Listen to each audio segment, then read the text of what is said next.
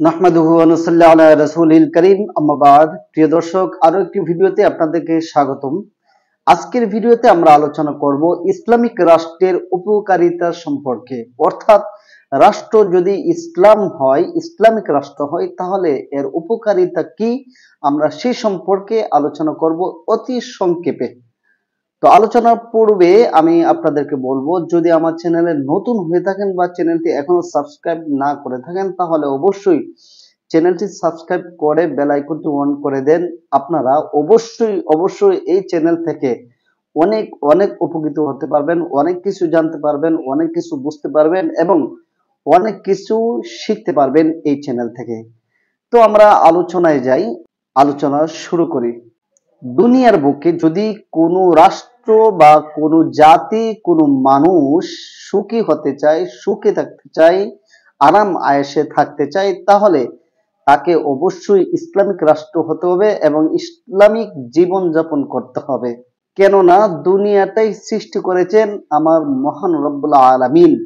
আর আল্লাহ পাক রব্বুল আলামিন দুনিয়াতে মানুষ প্রেরণ করেছেন এবং মানুষকে হেদায়েতের জন্য যুগে যুগে নবী রাসূল প্রেরণ করেছেন, যাতে মানুষ হেদায়েতের পথে চলতে পারে, দুনিয়াতেও শান্তিতে থাকতে পারে এবং আখিরাতেও শান্তি পেতে পারে, বেহেশতে যেতে পারে।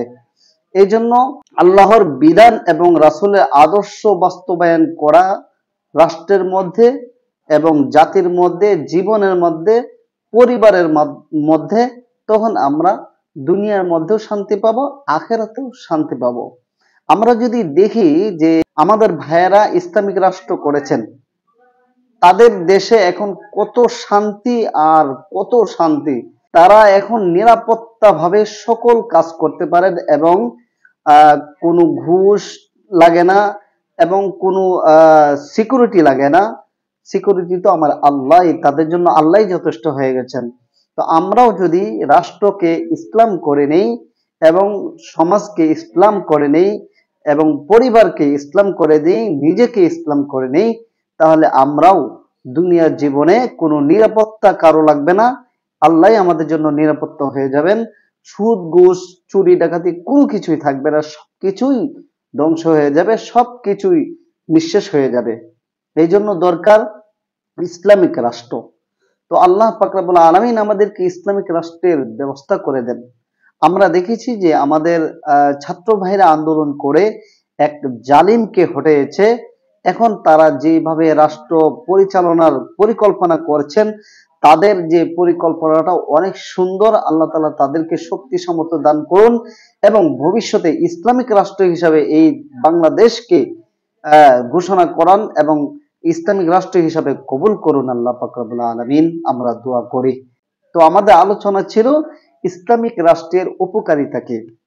একটা ইসলামিক রাষ্ট্রের মধ্যে সকল ধর্মের মানুষ নিরাপত্তা পাবে, তাদের জান মাল নিরাপত্তা পাবে এবং তারা সুন্দরভাবে স্বাধীনভাবে রাষ্ট্রের মধ্যে বিচরণ করতে পারবে, তাদের ধর্মকে পালন করতে পারবে, তাদের কাজকর্ম করতে পারবে। এটাই হলো ইসলামিক রাষ্ট্রের ইসলামিক বিধান।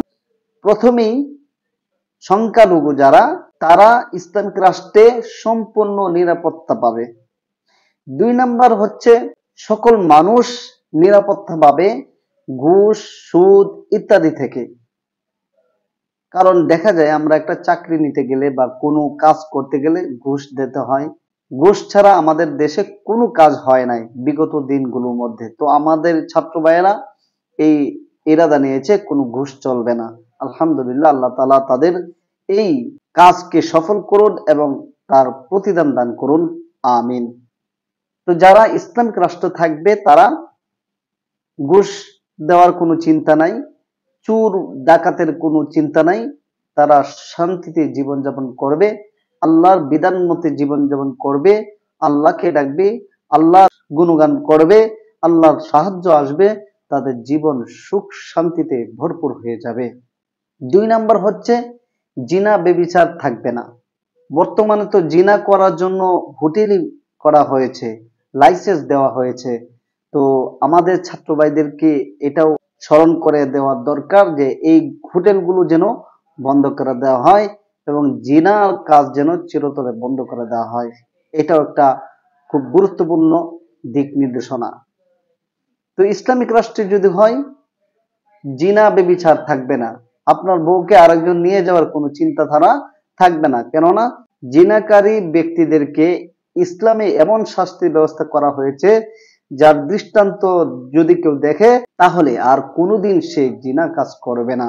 তাহলে ইসলামিক রাষ্ট্রের একটা গুরুত্বপূর্ণ বিষয় হলো জিনা বেবিচার বন্ধ হয়ে যাবে।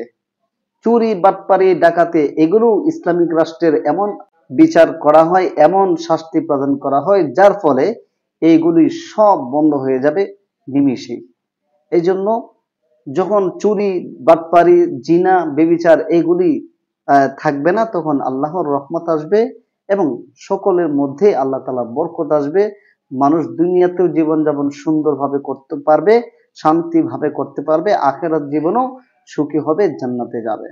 এই জন্য আমরা সর্বপ্রথম নিজের মধ্যে ইসলামকে প্রতিষ্ঠিত করব এবং পরিবারের মধ্যে প্রতিষ্ঠিত করব এবং সমাজের মধ্যে প্রতিষ্ঠিত করব। এর ফলে সারা রাষ্ট্রের মধ্যে প্রতিষ্ঠিত এমনিতেই হয়ে যাবে।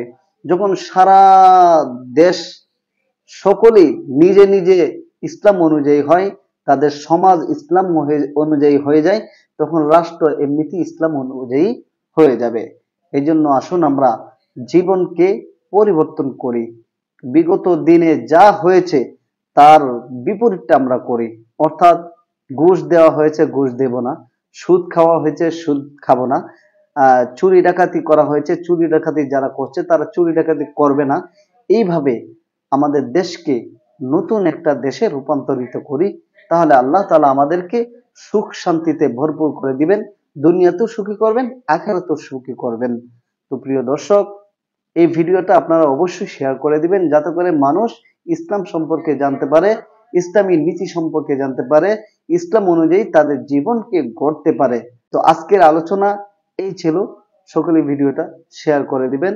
আল্লাহ পাক রব্বুল আলামিন আমরা যে সংক্ষেপে কয়েকটি কথা বলছি এই কথাগুলোর মধ্যে আমাকে এবং আপনাদের সবাইকে আমল করার তৌফিক দান করুন। আমিন। ওয়া আখিরু দাওয়ানা আলহামদুলিল্লাহি রাব্বিল আলামিন।